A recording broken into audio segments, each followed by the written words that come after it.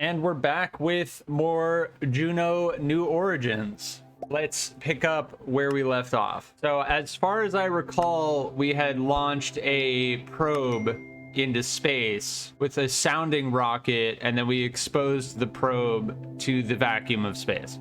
So now we have more contracts we can do. And we have a new customer, Professor von Pricklespack. Can we get into orbit? Ah, that is a good question. We have a craft ready for you to use, but it needs a few tweaks to its engine's specific impulse. Kind of like gas mileage for rocket engines. That's a nice way to think about it. That's changing our delta V. Yeah. On the right here, it's actually increasing our delta V. I also love how I can put it back and then it reverts back to the previous step in the tutorial. That's very intuitive, because if I want to play around with it while in the tutorial, it allows me to do that without messing up the entire thing and making me forget where I was at. All right, we have to change the nozzle length to 160. We're ready. Our delta V is much higher now. All stages. Yeah, I'm loving this game. Oh, and they made the rocket black and blue. That's very, very pretty. All right, let's do it. Oh, let's turn the engine sound up. I'm gonna turn music down a little bit more and then turn the engine sound up a little. It gets complicated in the late game. Good. I like complicated. Press space to activate your second stage. Press and hold left shift to throttle up to 100%. Ah, so now we can... Oh, it pauses the game when I throttle down. So now we can change our throttle. So this must be a non-solid fuel tank. And this engine clearly has gimbaling. Very satisfying. You can build your rocket to follow a natural gravity turn. Forces the rocket to pitch down as it goes up, following an efficient path to orbit without the need of complex guidance systems. That's the most ideal thing to do, is to just build it so it naturally follows that path. I like this flight info panel. It's very informative. Press space to activate your third stage. Third time is the charm. Almost there. Burn your engine until your apoapsis passes 150. Here's the delta V, stage delta V. This is what I was looking at right here. 2,400 meters per second. Select time warp in the top right to really speed things up. All right, we need to raise our periapsis. Our orbit velocity is increasing. And we should have enough delta V. We are accelerating past the planet. And we've made our first orbit. Haha! But yes, if you've ever seen video of this game and you're like, oh, I hate that nav ball thing, you can just press tab. The tutorial is very good thus far. Oh, very cool.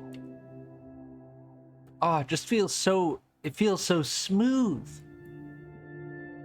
It feels so smooth. We got 30 tech points as well.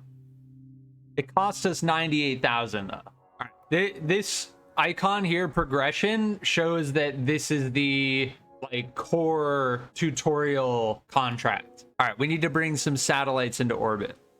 So if I recall, it's add part and then payloads. Here's the CubeSat. All right, what happens if we try and put this thing on here? That happens. Okay. So is there a payload fairing that we can use? No, it's con. So if I put that in there, see, my brain right now is like, okay, where's the decoupler, right? Where's the decoupler? So it has a deployer in itself, but we want to add a stage. Okay, we can unlock more stages in the tech tree, but we don't want to deploy the CubeSat until the third stage is fired off for a little while. Here, max stages, overcomplicating things. Okay, now we can go back, pre-flight configuration, add stage, add the CubeSat to the fourth stage, and now we're okay. Yeah, I think we'll be all right with this.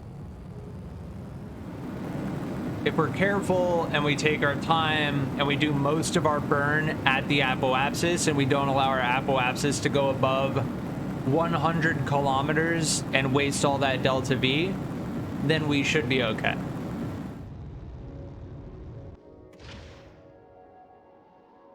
All right, staging coming up.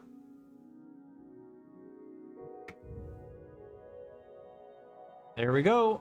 guess I should have started burning horizontally sooner. So we should be able to make it now. Aha!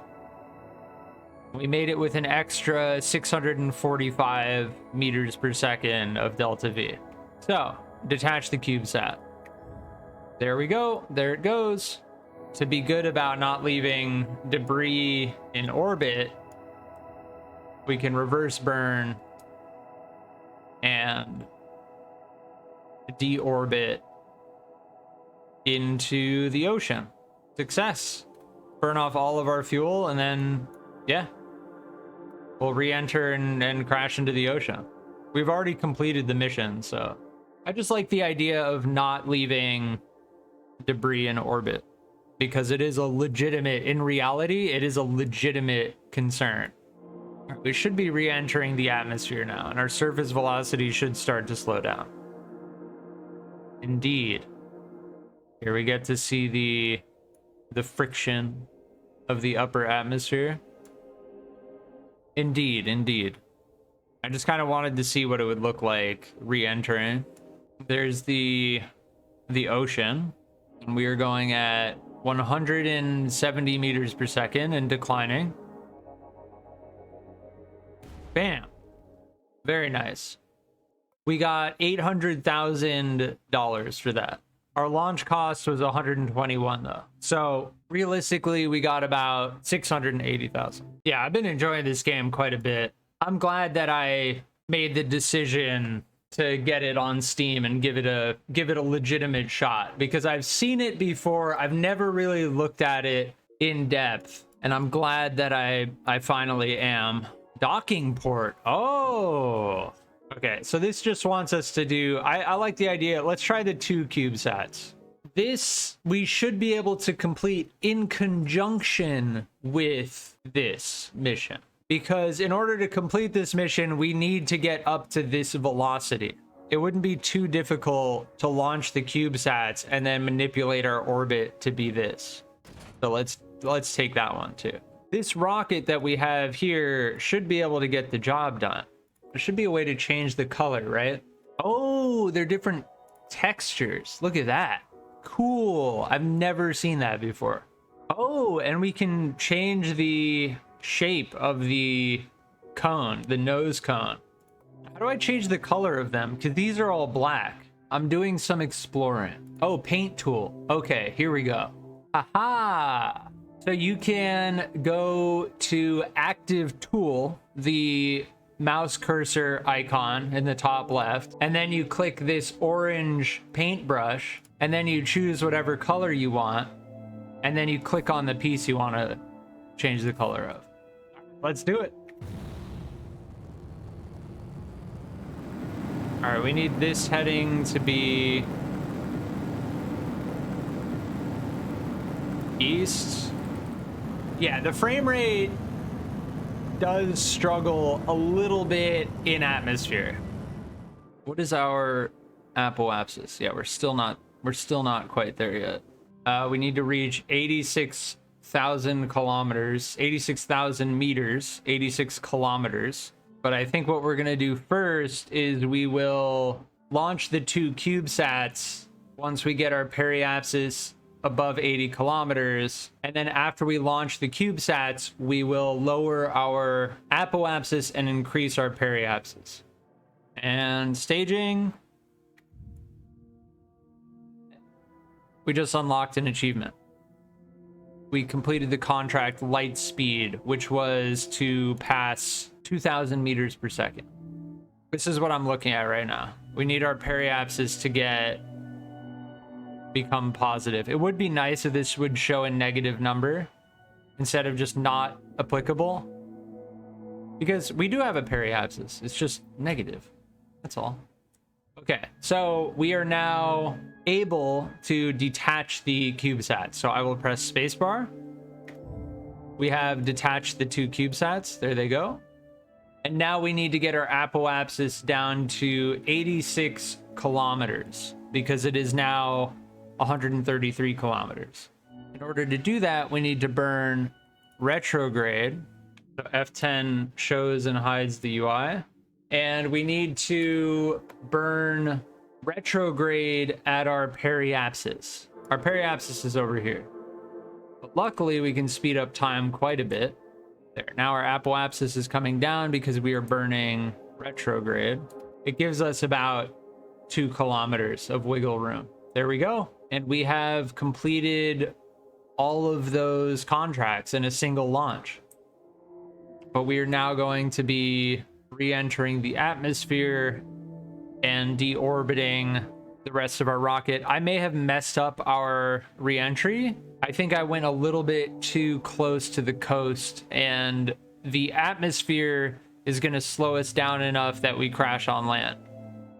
If we angle ourselves correctly, we may be able to slow ourselves down enough. See how we're going? Yeah, we're using the air to change our trajectory. Yeah, we're going to the left now on screen. So hopefully, now if I go prograde, we can just make it off coast in this little inlet here. We should be able to. How do I like it so far? This game has been great. I've really enjoyed it. It's been a very smooth experience thus far. It's gonna take a little bit more time to tell how it handles bigger rockets, because just like Kerbal Space Program 2, you can fire off small rockets all day and get a decent frame rate and have it be smooth. But when you start messing with bigger rockets, things change drastically. So we'll see how it works. I'm getting, so we were up to 160 frames per second in orbit, and now we are down to 83 frames per second in atmosphere. So like I said in my previous video, and we have landed in the ocean. And surprisingly, our rocket did not explode. Ooh, that buoyancy effect is very satisfying. And we can recover the craft. We get $1.3 thousand. Very nice.